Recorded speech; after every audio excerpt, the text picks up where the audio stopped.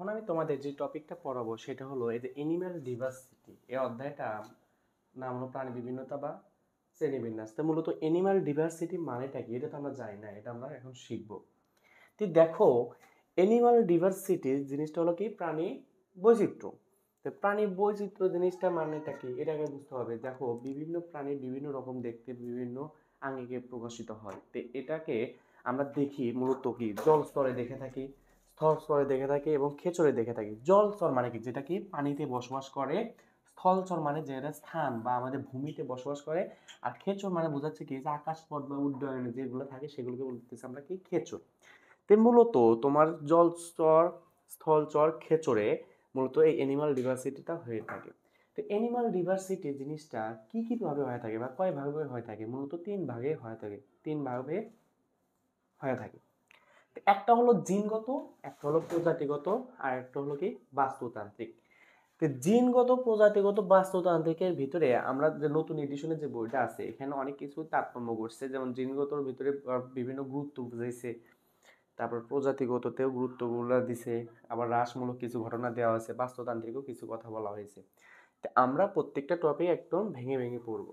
তো তারপর আগে আমরা একটা জিনিস দেখি যে এনিম্যাল ডিভার্সিটি, এই ডিভার্সিটিটা মনে করো কি জনকটা কি এটা তো আমরা জানি না। যে এনিম্যাল ডিভার্সিটিতে বললাম এটার জনকটা কি, তো এটার জনক হলেন কি অ্যাডট অসবর্ণ উইলসন। তাহলে কি অ্যাডট অসবর্ণ উইলসন, এটা হলো কি তোমার হলো প্রাণী বৈচিত্র্যের জনক। প্রাণী বৈচিত্র্যের জনককে অ্যাডট অসবর্ণ উইলসন। তা আমরা মূলত প্রকৃতিতে মনে করো এ পর্যন্ত 2,70,000-এর মতো উদ্ভিদ এবং প্রায় 15 লক্ষেরও বেশি কি প্রাণী আমরা দেখতে পারি। তা সেটা আমরা জেনে গেলাম যে কতগুলো দেখতে পারি, এই যে এগুলো দেখতে পারি।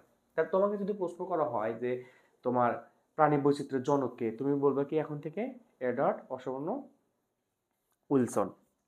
এখন আমরা এই যে বললাম যে এনিম্যাল ডিভার্সিটিকে তিন ভাগে ভাগ করা হয়, একটা হলো তোমার হলো জিনগত, একটা হলো প্রজাতিগত, আর একটা হলো তোমার হলো বাস্তুতান্ত্রিক। তা আমরা জিনগত জিনিস দ্বারা আমরা কি বুঝি? দেখো, আমরা যে মানুষ বা বিভিন্ন প্রাণীর ভিতরে আমরা যখন একটা কোষ নিই, এই কোষের ভিতরে নিউক্লিয়াস থাকে।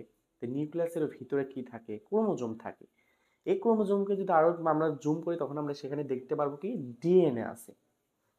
এবং ডিএনএ আরো যদি করি তখন আমরা সেখানে পাবো কি জিন। তো জিন আমাদের কি করে? এই যে আমাদের চারিত্রিক বৈশিষ্ট্যটাকে কি করে নিয়ন্ত্রণ করে থাকে। মূলত আমরা যে মানুষ, আমরা যখন আমাদের বন্ধুদের সাথে মেলামেশা করি তখন আমরা তাদের ভিতর বিভিন্ন ধরনের বৈচিত্র্য রক্ষণ করি।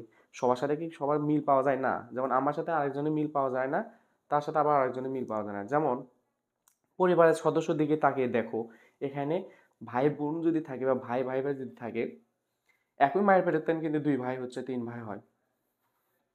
তারপরেও এখানে কিন্তু আমরা বৈশিষ্ট্য বিভিন্ন ধরনের দেখে থাকি। দেখুন, যেমন দেখা যায় সে কিছু খাবার সে পছন্দ করে না, আবার আমার কাছে ও সে যে খাবারগুলো পছন্দ করে না সেগুলো আমার কাছে ভালো লাগে। আবার বিভিন্ন ধরনের খেলাধুলা, বিভিন্ন ধরনের আচার আচরণ, আবার তার ফেস ভ্যালু বা তাদের চুলের যে কোয়ালিটিগুলো, এগুলো কিভাবে হয়ে থাকে? এগুলো মূলত এই জিনগত কারণে হয়ে থাকে।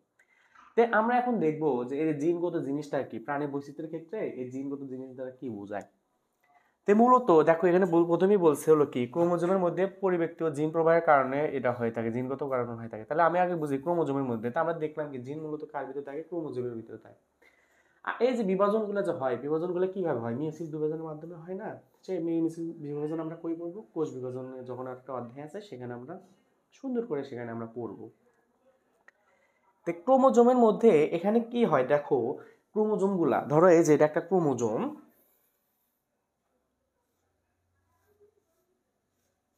এই ক্রোমোজোম গুলা, এই ক্রোমোজোমের ভিতরে কি থাকে? ধরো জিন থাকে। তো এই ক্রোমোজোম গুলো কি হয়? বিভাজন হয়। বিভাজনের মাধ্যমে তো এগুলো হয়ে থাকে। যেমন বিভাজন গুলো কয়েক ধরনের হয়ে থাকে, মাইটোসিস মিওসিস এগুলা। তো মূলত ক্রোমোজোম এগুলো ধরো মিওসিস বিভাজন হচ্ছে। তো মিওসিস বিভাজনের ক্ষেত্রে আমরা প্রথমে কি পড়বো? তো মিওসিস বিভাজনে আমরা প্রথমে দেখতেছি যে এইগুলা বারবার বিভাজন হচ্ছে, হয়ে হয়ে কিছু কিছু জিনিস পরিবর্তন করতেছে।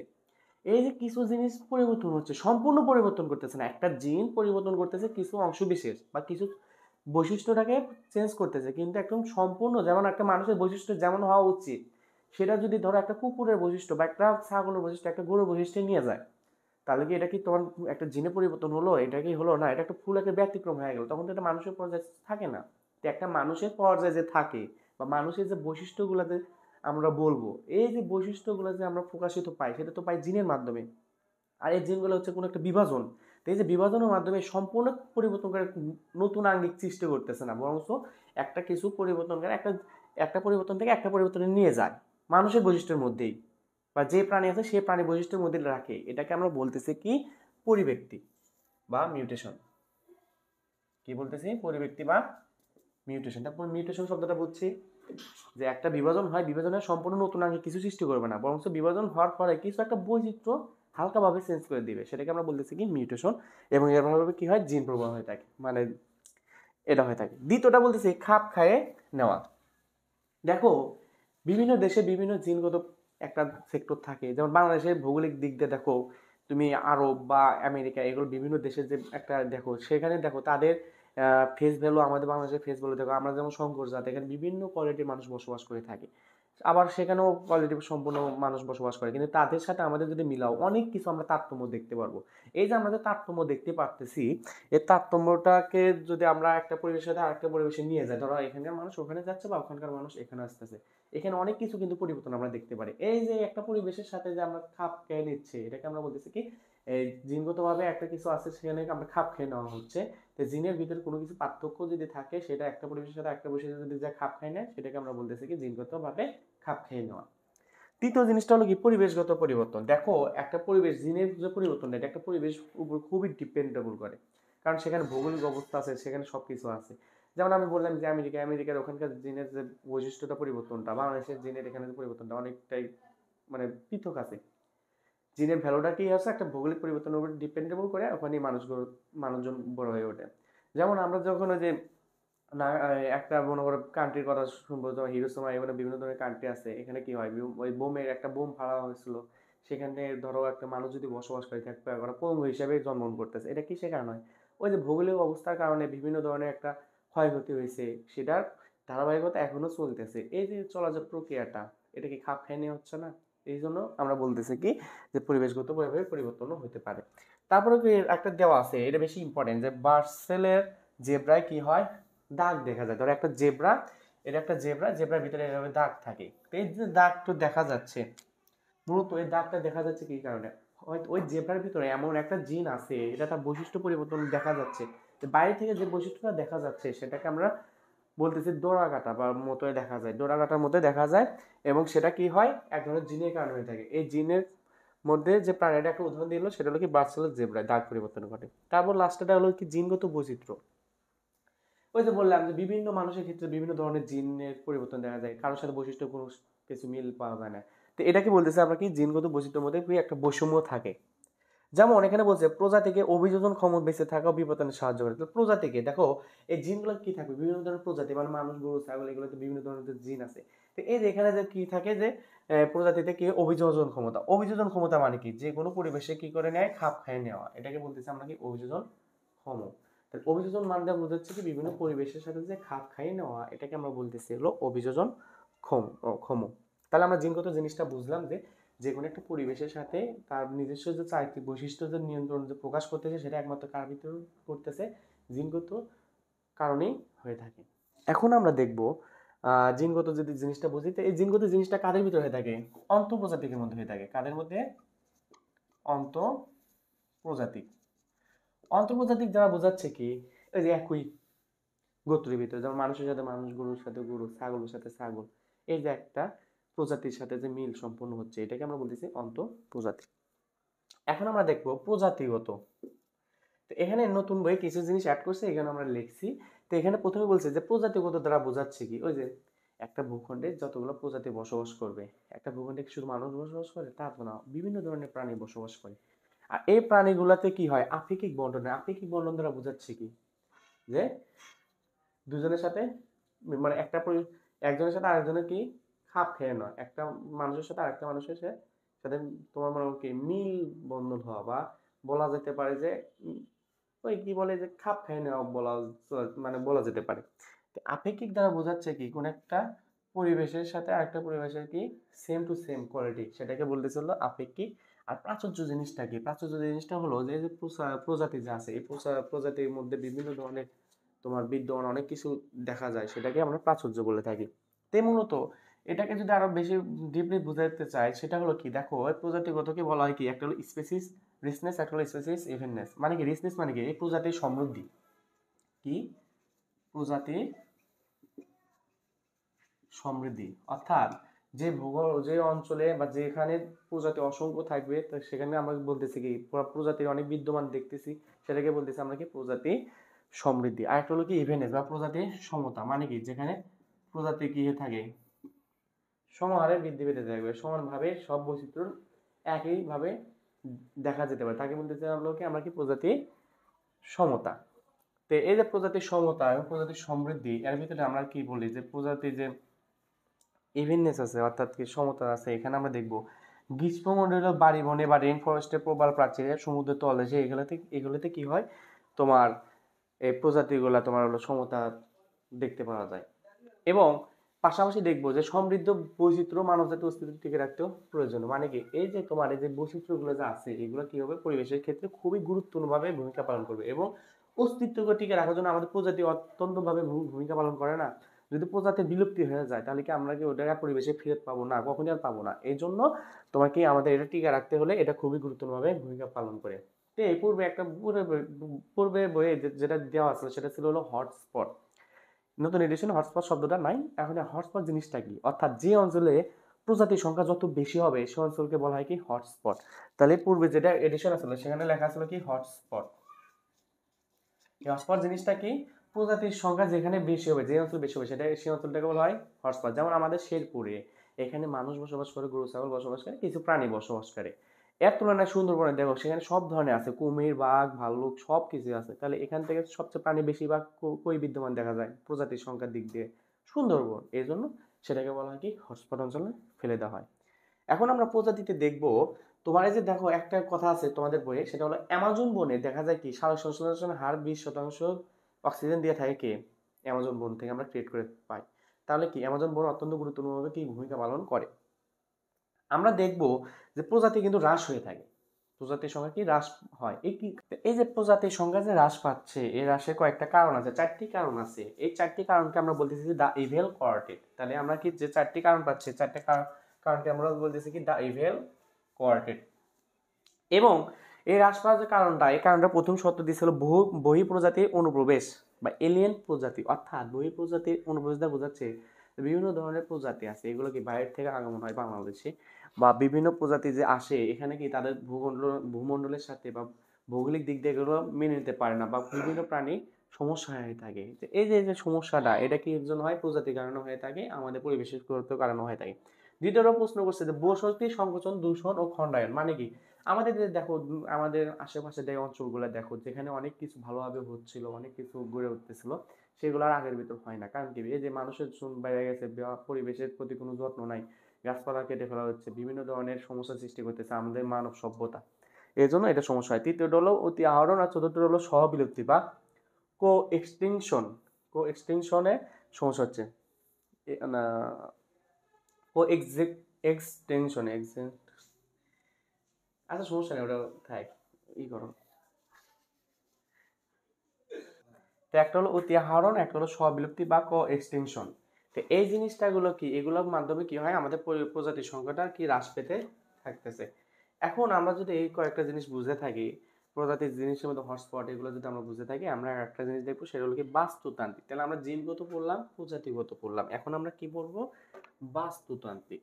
বাস্তুতান্ত্রিক কি দেখি মূলত এখানে পুষ্টি এবং শক্তির চক্রটা হয়ে থাকে কোথায়, বাস্তুতান্ত্রিক হয়ে থাকে বা ইকোসিস্টেম যেটাকে আমরা বলে থাকি। আর এখানে আমরা কয়েকটা জিনিস দেখবো। দেখো বাস্তুতান্ত্রিক জিনিসটা কি, ধরো একটা ভৌগোলিক অবস্থা, ধরো এই যে একটা অঞ্চল, এই অঞ্চলটার নাম দিলাম আমরা হলাম ধরো হলো বগুড়া। এই বগুড়া এটা একটা অঞ্চল, এটাকে একটা ভৌগোলিক অবস্থা, এখানে বিভিন্ন প্রাণী বসবাস করতে পারবে, অনেক প্রাণী বসবাস করতে পারবে না, বিভিন্ন পুষ্টি চক্রে শক্তি চক্রে সৃষ্টি হবে, অনেক প্রাণীর ক্ষেত্রে তা মেনে নেওয়া খুবই কঠিন হবে। এই যে একটা অঞ্চলটা, এই অঞ্চলটাকে বলতেছে আমরা বাস্তুতান্ত্রিক দিক দিয়ে বলি। আর এইভাবে আমাদেরকে এগুলো হয়ে থাকে। তো এখন আমরা যদি তিনটা জিনিস বুঝতে চাই একটা চার্টের মধ্যে আমি বুঝে দিচ্ছি। ধরো এটা একটা অঞ্চল, এই অঞ্চলটাকে বলতেছে আমরা বাস্তুতান্ত্রিক। এই অঞ্চলে বিভিন্ন প্রজাতির মানুষ বসবাস করে, এটাকে বলতেছে আমরা প্রজাতিগত। এবং এই প্রজাতিগত মানুষের ভিতরে যে তাদের ভিতরে যে জিনগত যে পার্থক্য হয় বা পার্থক্য বৈষম্য সৃষ্টি হয়, এটাকে আমরা বলতেছি হলো জিনগত বৈশিষ্ট্য। এখন আমরা নতুন একটা জিনিস দেখি, সেটা হলো কি, দেখো তোমাদের নতুন বই এটা দেওয়া নাই হয়তো। এখন দেখো যে প্রাণীবিদ্যার জনকটা কি, মূলত প্রাণীবিদ্যার জনকটা কি বলতো? প্রাণীবিদ্যার জনক হলো অ্যারিস্টটল। তাহলে প্রাণীবিদ্যার জনক কে? প্রাণীবিজ্ঞানের জনক হলো অ্যারিস্টটল। এই অ্যারিস্টটল দুই ধরনের কথা বলছেন, একটা হলো কি মেরুদণ্ড যুক্ত, একটা হলো মেরুদণ্ডহীন। যারা মেরুদণ্ড প্রাণী তাদের মধ্যে কি থাকে, লাল রক্তযুক্ত প্রাণী, মানে লাল রক্তযুক্ত প্রাণী অবস্থান করে। আর যারা অমেরুদণ্ডী তাদেরকে বলা হয় কি লাল রক্তবিহীন। যারা লাল রক্তযুক্ত মেরুদণ্ডী, কি বললাম, যারা লাল রক্তযুক্ত মেরুদণ্ডী তাদেরকে বলা হয় ইনাইমা। কি বললাম? তাদেরকে বলা হলো ইনাইমা। আর যারা লাল রক্তবিহীন অমেরুদণ্ডী, মানে কি লাল রক্ত নাই, লাল রক্তবিহীন অমেরুদণ্ডী, তাদেরকে বলতেছে হলো অ্যানাইমা। আর আমরা তো বলছিলাম এ বা এন দ্বারা কি বোঝায়, এ বা এন দ্বারা বোঝায় হলো বাদ, মানে কি যেগুলো নাই, যেগুলো নাই। তাহলে এক কথায় আমরা বলতে পারি এটাই হলো আমাদের কি অ্যানিমাল ডিভার্সিটি বা প্রাণী বৈচিত্র্যের কথা। এখন যদি আমি পুনরায় যদি আবার রিভিশন দিই, তাহলে দেখো অ্যানিমাল ডিভার্সিটিকে 3 ভাগে ভাগ করা হয়। তার ভিতরে একটা হলো প্রজাতি, একটা হলো প্রজাতিগত, জিনগত এবং বাস্তুতান্ত্রিক। জিনগত হলো কি, যে জিনের বৈশিষ্ট্য থাকবে। প্রজাতি মানে কি প্রাণীদের মধ্যে যেটা হয়, আর বাস্তুতান্ত্রিক কিন্তু একটা অঞ্চলভেদে হয়ে থাকে। শেষ। এখন আমি তোমাদের যে শ্রেণীবিন্যাসের যে ভিতরে যে দ্বিপদ ত্রিপদ নামকরণ শব্দগুলো আছে এবং টটোনিম যে শব্দগুলো আছে এগুলো আমি ব্যাখ্যা দেব। তো দেখো এখানে বলছে কি দ্বিপদ নামকরণ।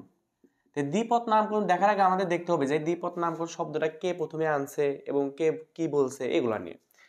তো দেখো দ্বিপদকে ইংলিশে বলা হলো কি বাইনোমিয়াল নোমেনক্লেচার। তো ভাইয়া দেখো দ্বিপদ নামকরণটা কেউ না কেউ তো দিছে। দ্বিপদ নামটা প্রথমে যে প্রবর্তন করছেন তার নাম হলো ক্যারোলাস লিনিয়াস। এখনো কিন্তু দেখো দ্বিপদ নামকরণে অনেকেই গবেষণা করতেছে, কিন্তু সঠিকটা এখনো পাচ্ছে না। যদি পাইতো তাহলে এগুলো কি ধীরে ধীরে আরো কি আপডেট হতো। কিন্তু ক্যারোলাস লিনিয়াস অনেক লেজেন্ডারি মানুষ ছিলেন, তিনি কি করছেন এগুলো নিয়ে গবেষণা অনেক করছেন, করার ফলে ধীরে ধীরে ধীরে ধীরে ধীরে ধীরে এগুলো নিয়ে কি ব্যাখ্যা সৃষ্টি করছে। তো এই জন্য ক্যারোলাস লিনিয়াসকে বলা হয় কি দ্বিপদ নামকরণের প্রবর্তক বা জনক বলা হয় থাকে। তারপরে একে বলা হয় কি শ্রেণীবিন্যাসের জনকও বলা হয়ে থাকে। তাহলে কি বলা হয়ে থাকে, দ্বিপদ নামকরণ যে করছেন তাকে বলা হয় শ্রেণীবিন্যাসের জনক বলা হয় কাকে? ক্যারোলাস লিনিয়াসকে, শ্রেণীবিন্যাসের জনক। এছাড়াও একে বলা হয় কি ফাদার অফ ট্যাক্সোনমি। কি বলা হয়? Father of taxonomy. তো দেখো ভাইয়া দ্বিপদ নামকরণ জিনিসে কি কি থাকে? মূলত দেখো দ্বিপদ নামকরণ দুটো জিনিস থাকে, একটা হলো গণ আর একটা হলো প্রজাতি। তো গণকে বলা হলো জেনাস এবং প্রজাতিকে বলা হয় স্পেসিস। স্পেসিস যেমন মানুষের বৈজ্ঞানিক নাম হলো হোমো স্যাপিয়েন্স। তো এখানে দেখো এটা হলো কি গণ আর এটা হলো কি প্রজাতি। এই দুটার নামকরণ কে করেছেন? এগুলা প্রবর্তন করলেন কে প্রথমে? Carolus Linnaeus. Carolus Linnaeus. আমরা দেখব কি ধরো কোন একটা বৈজ্ঞানিক নাম হোমো স্যাপিয়েন্স বা ধান যেমন অরাইজা স্যাটিভা, অরাইজা স্যাটিভা, এগুলা বৈজ্ঞানিক নাম দেয়। প্রথম অক্ষর বৈজ্ঞানিক নামের প্রথম অক্ষর হয় হলো বড় হাতের অক্ষরে এবং পরের অক্ষর হয় হলো ছোট হাতের অক্ষরে। এবং যেহেতু আমরা খাতায় লিখতেছি এই জন্য এদের কে নিচে কি দেওয়া লাগে, এভাবে দেওয়া লাগে। যদি কম্পিউটারে লেখা হতো তাহলে ইটালিক অক্ষরে লেখা হতো। তো দেখো শুধু এটুকু মাত্রা থেমে নেয়, এখানে কি করে যে এল ডট দেয় এবং পাশে দেয় কি 1758। মানে কি এই যে এগুলো বৈজ্ঞানিক নামটা এগুলো মনে করো কি 1758 এগুলো ওগুলো মানে 1758 ওই সালে কি করা হয় এগুলা মনে করো প্রবর্তন করা হয়ে থাকে, মানে বেশি গবেষণা করছে।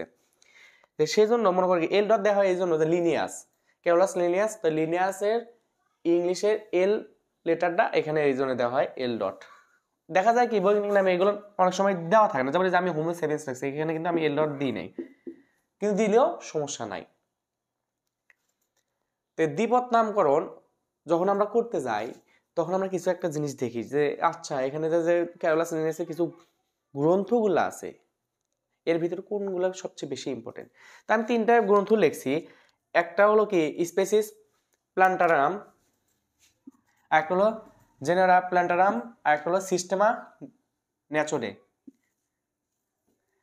এর ভিতরে তোমার হলো কি সিস্টেমা ন্যাচুরে, এই এই বইটা অনেক ইম্পর্টেন্ট। দ্বিপদ নামকরণ ত্রিপদ নামকরণ সম্পর্কে যদি আমরা জানতে চাই, তো এই যে তোমার সিস্টেমা ন্যাচুরে এই বইটা অনেক ইম্পর্টেন্ট। উপরে যে দুটা বলছি স্পেসিস প্ল্যান্টারাম জেনারা প্ল্যান্টারাম, এগুলো ইম্পর্টেন্ট, কিন্তু তার থেকেও বেশি যে বিস্তর আলোচনা এটা দ্বিপদ সম্পর্কে কে বলেছেন, এই সিস্টেমা ন্যাচুরা, এটা অনেক ইম্পর্টেন্ট বই হিসেবে খ্যাত। তো দেখো এই যে দ্বিপদ নামকরণ ত্রিপদ নামকরণ সম্পর্কে যে আমরা কিছু ধারণা পাই, এগুলা মনে করো কি কিছু সংগঠন আছে, এবং কি এগুলা সংগঠনে যে তোমার করে সামলায় বা এগুলাকে নিয়ে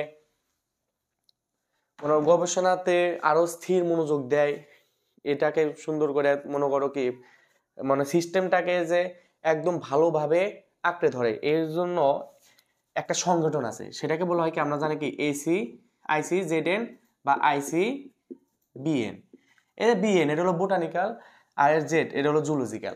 যেহেতু আমরা এখানে জুলজি পড়তেছি, এই জন্য এটাকে আমরা বলতেছি কি এখানে আমরা বিএন পূর্ণরূপ আমরা এগুলো না দেখে আমরা যে জুলজি যে পড়তেছি এখানে এগুলো বৈজ্ঞানিক নাম আমরা দেখব। তো এখানে বলছে ICZN, এটাকে বলা হয় কি ইন্টারন্যাশনাল, মানে কি এটা ফুল আন্তর্জাতিক না, international code of zoological nomenclature. এটা একটা এই যে এখানে যে বলছে কোড অফ, এটা হলো কি তোমার এই যে নামকরণ যে আছে সেন্ডিমিনাস, এটা কি একটা সংগঠন, এই সংগঠনের এটা। আর এটাকে আরেকটা নাম বলা হয়, এটা হলো কি ইন্টারন্যাশনাল কমিশন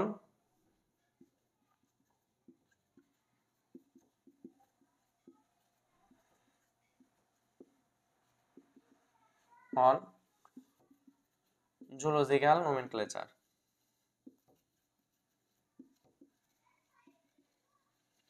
এটা হলো তোমার হলো কি এই যে সংগঠন যা আছে, এই সংগঠন তো হলে হবে না, এটাকে তো চালাতে হবে। এই চালানোর জন্য কি থাকে, এখানে কিছু বৈজ্ঞানিক থাকে, অর্থাৎ বিজ্ঞানী 10-15টা 20টা মানে এই আওতাটাকে এটা কি করে তোমার এটাকে মেনটেন করে থাকে এই কমিশনটা। তো তোমার যদি কোনো পরীক্ষায় যদি দুটো অপশন থাকে, তুমি অবশ্যই এখানে দেখবা যে এখানে কি বলছে, সংগঠন বলছে নাকি এখানে সংগঠনকে যে চালানোর যে ভিত্তি এটা বলছে। মূলত অপশনে মনে করো একটা থাকে, দুটা কখনো থাকে না, এই জন্য তোমরা যে কোনো একটা দিতে পারো। তো দেখো এই যে এই সংগঠনগুলো যা আছে এটা কি করে, এই দ্বিপদ নামকরণ যত ঝামেলা এগুলো কি করে এরা সংশোধন করে, এবং সংশোধনগুলো করে সুন্দরভাবে এই দেশটা বা পুরো পৃথিবীতে একটা নাম দেয়, যে বৈজ্ঞানিক নামগুলো কিভাবে কেমন কি হবে। তা আশা করি তোমরা এই শব্দটা বুঝছো এবং দ্বিপদ জিনিসটা বুঝছো, যে এটা মূলত কি দুইটা জিনিস নিয়ে আলোচনা করা হয়, গণ এবং প্রজাতি। তো এটা যদি বুঝে থাকো, আমি ত্রিপদ নামকরণের দিকে ধাবিত হব। যেহেতু আমরা বললাম দ্বিপদকে বললাম হলো কি বাইনোমিয়াল নোমেনক্লেচার, তাহলে ত্রিপদ আছে, তাহলে ত্রি মানে কি ট্রাই, তাহলে এটাকে হবে কি ট্রাইনোমিয়াল নোমেনক্লেচার। মূলত দেখো ত্রিপদকে যে প্রবক্তা হিসেবে আমরা জানি সেটা কি পাখি বিজ্ঞানী হলো স্লেজেল।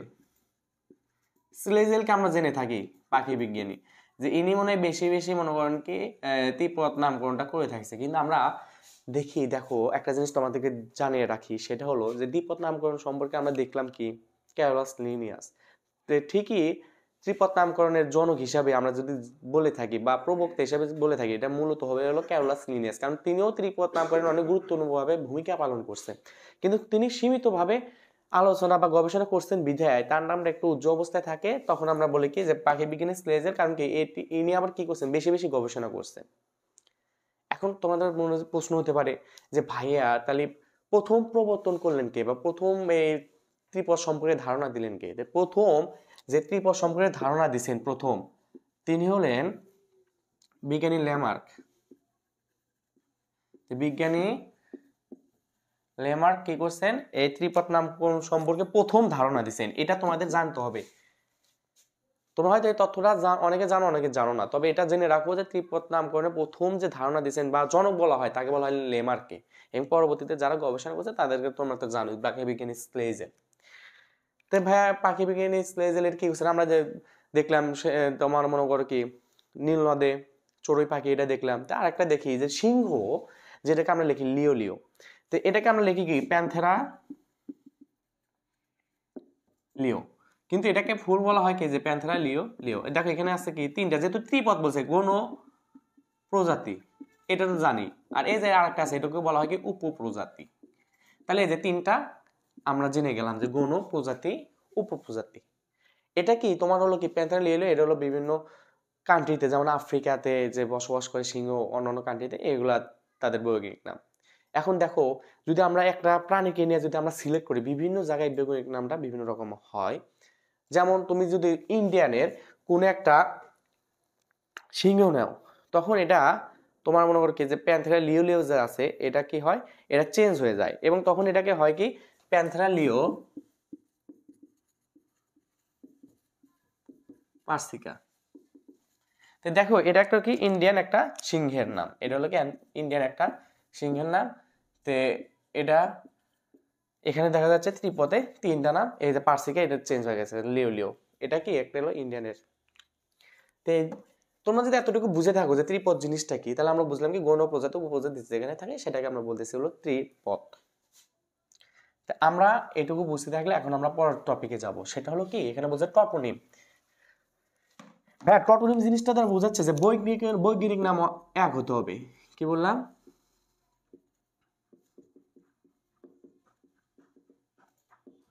টপোনিম এখানে দ্বারা বোঝাচ্ছে কি বৈজ্ঞানিক নাম এক হতে হবে। যেমন যেমন আমরা কাতলা মাছ যদি নিই, তাহলে আমরা লিখে কি যে কাতলা কাতলা, বড় সবার প্রথম যেটা হবে সেটা হলো বড় হাতের, পরে যেটা হবে সেটা হলো ছোট হাতের, কাতলা কাতলা। এটা কি দেখো এই যে এখানে বৈজ্ঞানিক নাম এক, এখানেও বৈজ্ঞানিক নাম এক। আবার যদি আমরা গোকরা সাপ নিই, কি নিলাম? গোকরা সাপ।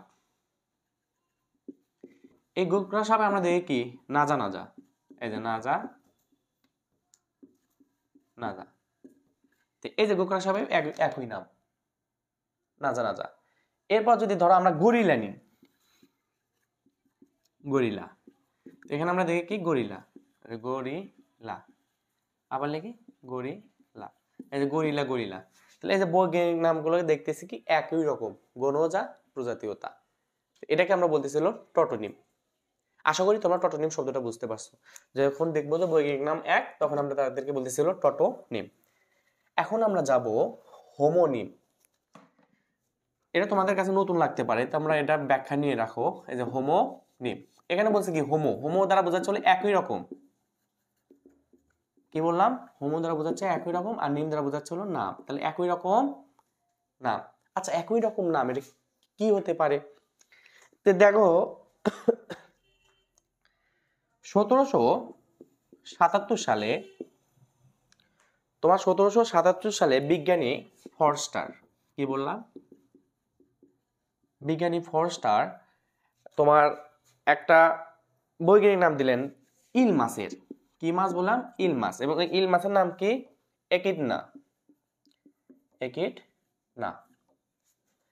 1777 সালে ফরস্টার ইল নাম দিলেন, একিডনা নামক একটা বৈজ্ঞানিক নাম দিলেন। ঠিক তেমনি 1797 সালে, এটা 77 আর এটা 97 সালে তোমার জর্জ কুভিয়ে, কি বললাম? জর্জ কুভিয়ে। এই একিডনা বৈজ্ঞানিক নাম সেম থাকবে, শুধু তোমার এখানে প্রাণীর ক্ষেত্রে এসে এটা কি হতেছে সজারু।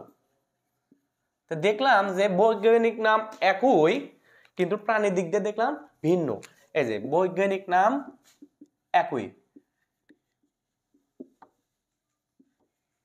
বৈজ্ঞানিক নাম একই, কিন্তু হলো প্রাণী ভিন্ন। এই যে বৈজ্ঞানিক নাম একই এবং প্রাণী যে ভিন্ন, এটাকে বলতেছি আমরা হোমোনিম। অর্থাৎ যে একই রকম কি বৈজ্ঞানিক নাম, একই রকম বৈজ্ঞানিক নাম এবং প্রাণীর দিক দিয়ে যদি ভিন্ন দেখি, তখন আমরা এটাকে বলতেছি হলো কি হোমোনিম। এখন কথা হলো যে ভাইয়া এখানে বৈজ্ঞানিক নাম একই থাকলে তাহলে আমরা কোনটা নেব? তো বৈজ্ঞানিক নাম যখন আমরা বৈজ্ঞানিক নাম একই দেখব, তখন এখানে একটা জিনিস দেখব যে 1777 1797 কে আগে উদ্ভাবন করছে এর উপর ভিত্তি করে ওটাকে প্রায়োরিটি বেশি দেওয়া হয়েছে। দেখলাম যে 1777 সাল আর এটা 1797, এটা 20 বছর আগে পিছে। যে যখন 1777 সালে ইলমাসে একিডনা দিলেন, তার 20 বছর পর যখন সজারু একিডনা দিলেন, তাহলে এখানে কি করলেন, এরা যখন এটা গবেষণা করলেন তখন এটাকে সিনিয়র হিসেবে রেখে দিলেন, আর এটাকে কি করলেন, জুনিয়র হিসেবে রেখে দিলেন। এই যে সিনিয়র এবং জুনিয়র হিসেবে যে রেখে দিলেন, এখান থেকে প্রাধান্য কোনটা বলেন, এই যে সিনিয়র যে বৈজ্ঞানিক নামটা আছে সেটা, অতএব এটা হলো কি তোমার প্রাধান্য পাবে। আশা করি তোমরা হোমোনিম শব্দটা বুঝতে পারছো। এখন আমি যা বলো সিনোনিম। ভাই সিনোনিম জিনিসটা কি? দেখো আমরা সিন দ্বারা বোঝাচ্ছি কি একই রকম, এটাও কিন্তু একই রকম, এবং নিম দ্বারা বোঝাচ্ছি হলো কি নাম। তাহলে আমরা বুঝতে পারলাম সিনোনিম। এখানে সিন দ্বারা বোঝাচ্ছে হলো একই রকম, এখন নিম দ্বারা বোঝাচ্ছে হলো নাম। অর্থাৎ যে প্রাণী একই রকম হবে, বৈজ্ঞানিক নাম ভিন্ন হবে। এখানে কিন্তু দেখো আলাদা, আমরা হোমোনিমে দেখলাম বৈজ্ঞানিক নাম এক, প্রাণী হলো আলাদা, আর সিনোনিমে কি প্রাণী এক, বৈজ্ঞানিক নাম আলাদা, সেটাকে আমরা বলতেছি হলো কি সিনোনিম। এখন ভাই উদাহরণ হিসেবে দেন, তো দেখো 1815 সালে বিজ্ঞানী ওর্ড, কি বললাম, 1815 সালে বিজ্ঞানী ওর্ড হরিণ দেখলেন, এই হরিণের নাম দিলেন হলো তোমার হলো অ্যান্টিলোক্যাপ্রা। কি নাম দিলেন? অ্যান্টিলোক্যাপ্রা আমেরিকানা।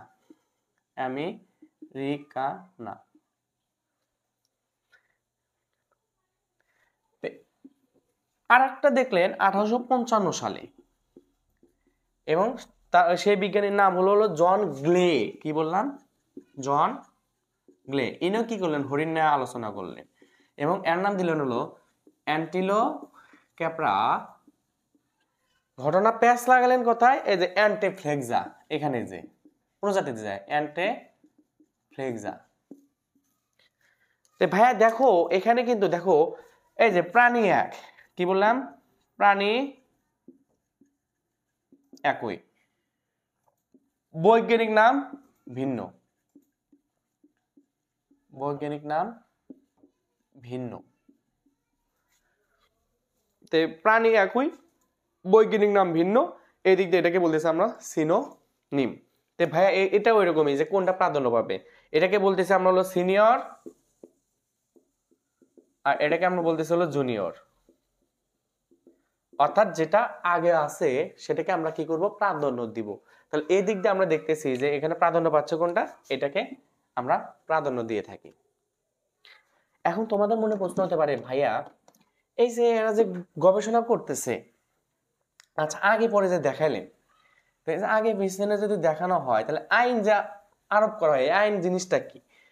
আমরা যে বলি যে অগ্রাধিকার আইন, এই যে অগ্রাধিকার আইন লিখি, অগ্রাধিকার আইনের ভিতর যে আমরা বৈধ আইন কথাটা লিখি, এই জিনিসটা কি? দেখো এই জিনিসটা হলো এরকম, ধরো তুমি একটা জিনিস গবেষণা করছো, তো তুমি গবেষণা করছো কবে, ধরো 2010 সালে, সেম ওই জিনিসটাই আরেকজন গবেষণা করলো 2015 সালে, কিন্তু গবেষণা করার রেজাল্ট কি দুটো একই, প্রাধান্য পাবে কোনটা আমরা জানি 2010, কিন্তু দেখা যাচ্ছে যে 2015 প্রাধান্য পেয়ে গেল। কি জন্য পেয়ে গেল? অর্থাৎ 2010 সালে যে প্রাধান্যটা, যে গবেষণাটা করছে, এটা কি একটা তো ইন্টারন্যাশনাল বৈজ্ঞানিক সাইট থাকে, সেখানে তো এটা প্রকাশিত করতে হবে, সেখানে জমা দিতে হবে, তারা বিশ্লেষণ করবে এটা ঠিক না ব্যাঠিক, তার উপর ভিত্তি করে তো কোনো কিছু করা হবে। 2010 সালে যে আবিষ্কার করছে সে কি করছে, জমা দেয়নি কিছু, সেটা কিছু করে নাই, কিন্তু 2015 সালে যে আবিষ্কার করছে সে আবার সঙ্গে সঙ্গে জমা দিছে, এটা সেখানে গ্রান্টেড হয়েছে। এখানেও 2010 সালে আবিষ্কার করলেও সে জমা দেয়নি, যে একটা ইন্টারন্যাশনাল যে বৈজ্ঞানিক যে সাইটটা সেখানে জমা দেয়নি, আর 2015 সালে যে করছে সে জমা দিছে। এই দিক দিয়ে কে বৈধতা পাবে? যে জমা দিছে সে। এই যে 2015 এটা বৈধ আইন দ্বারা বোঝাচ্ছে যে তাদের আন্ডারে যখন এটা চলে যাবে, সেখানে অবশ্যই যদি ভালো হয়, রাইট হয়, সেটা মেনে নেবে। আর এটাই হলো তোমার হলো বৈধ আইন। ভাইয়া আশা করি তোমরা দ্বিপদ নামকরণ, ত্রিপদ নামকরণ এগুলো সবটি শব্দ বুঝছো।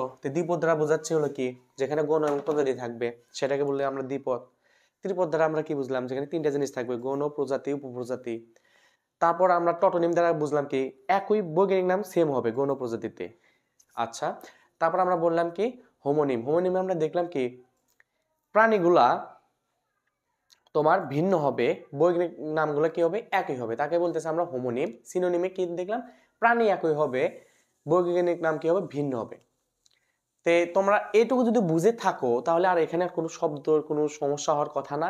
আর তোমাদের বোর্ড বইয়ে যা আছে এটা তো কিছুই না। যেমন আমি বিগত যেগুলো লেকচার দিছি ইনশাল্লাহ আমি এটুকু আশা করি তোমরা একদম বেসিক থেকে প্রো লেভেলে শিখে গেছো যারা ক্লাস করছো, এবং অ্যাডমিশন লেভেলে যে কতটুকু সহায়তা করবে তোমরা দেখতে পারবে। কারণ অ্যাডমিশনে তোমার এটা কিছুই না। কারণ এই যে দেখো কত ভাইরা এসএসসি 24 মেডিকেল দেবে, এখানে দেখো অনেক নতুন কিছু কিন্তু মেডিকেলে আগে অ্যাড করে, তোমাদের বেলাও অ্যাড করবে। এই জন্য আমি বলি তোমরা অ্যাডমিশন লেভেলে যদি সেভাবে ভালোভাবে এগ্রি করতে চাও, রেজাল্ট ভালো করতে চাও, তোমরা একাডেমিকটা সেভাবে প্রো হতে হবে। তো এটা যদি তোমরা যদি এভাবে যদি পড়াশোনাটা করো, শুধু আমি বায়োলজি নিয়ে বলতেছি না, ফিজিক্স কেমিস্ট্রি এইভাবে যদি প্রত্যেকটা শব্দ প্রত্যেকটা জিনিস যদি ভেঙে ভেঙে পড়ো, তোমাদের অ্যাডমিশনে কোথাও যে সমস্যা হবে না। এই দেখো সবাই সবার মতো পড়তেছে, কেউ জানতেছে না যে আমি কি শিখতেছি। সারাদিন সকাল 8টার সময় ঘুম থেকে ওঠে, 7টার সময় ঘুম থেকে ওঠে, সারাদিন দৌড়ায়, রাতে এসে ঘুমায়, চিল্লায় করতেছে। যারা এইচএসসিতে চিল করতেছে তারা এক সময় ধরা খাবে এবং এক সময় বুঝবে আসলে সময়টা কি করে আছে। আর যারা স্রোতের সাথে চলতেছে তারাও বুঝবে। কারণ সঠিক শিক্ষা না নিলে ভাই কোথাও তোমার দাম হবে না, কেউ তোমাকে গণনা গণ্যই দিবে না। তো আমি বলি যে তোমরা পড়াগুলোকে একদম বেসিক থেকে প্রো হও। কে কি বললো সেটা দেখার টাইম নাই। যে বললো যে বেসিক দরকার নাই, এগুলো আসবে না, মেডিকেল এটা আসবে, ভাই তুমি তো শুধু মেডিকেলে বসবে না, তুমি ভার্সিটিতে বসবো, সব জায়গায় বসবা। তো এই জন্য সব কিছু দরকার। তুমি নিজেকে 1-2টা বছর সময় এখন তুমি নিজেকে গ্রো করো, ইনশাল্লাহ একটা সময় যায় অবশ্যই তোমার এটা উপকার করবে। তো তোমরা যদি লেকচারটা করে থাকো, শুধু তুমি নিজে উপকার হলে হবে না, তোমাদের বন্ধু বান্ধবদের মাধ্যমে এটা দিতে হবে। বন্ধুদেরকে তুমি জ্ঞানটা আহরণ করলা নিজেও এবং তাদেরকেও বিকশিত করতে সাহায্য করলা। তো তোমরা অবশ্যই ভাইয়ের লেকচার যদি ভালো মনে করে থাকো, বা যদি মনে হয় যে না এটা ভাইয়াকে আর একটু সবাইকে জানানো উচিত যে না ভাইয়ের লেকচার করানো উচিত, তাহলে তোমরা কি করবা অবশ্যই তাদেরকে জানাবে। এবং আমার ক্লাসগুলো যদি প্রতিদিন তুমি যদি পেতে চাও তাহলে অবশ্যই আমার ইউটিউবে টিম পেলাম যেটা আছে সেখানেও আমার প্রতিদিন ক্লাস হয়, সেখানেও তোমরা দেখবা। প্রতিদিন আমি সন্ধ্যা 7টা-8টার মধ্যে আমি দিয়ে দিই। আবার তোমার ফেসবুকে কিছু অংশ আমি দিয়ে দিই। ইনশাল্লাহ এগুলো ক্লিপ যদি তুমি ভালো মতো করো অবশ্যই ভালো কিছু হবে বায়োলজিতে। আর আশা করি তোমাদের সামনে আরো ভালো কিছুই আনবো ইনশাল্লাহ।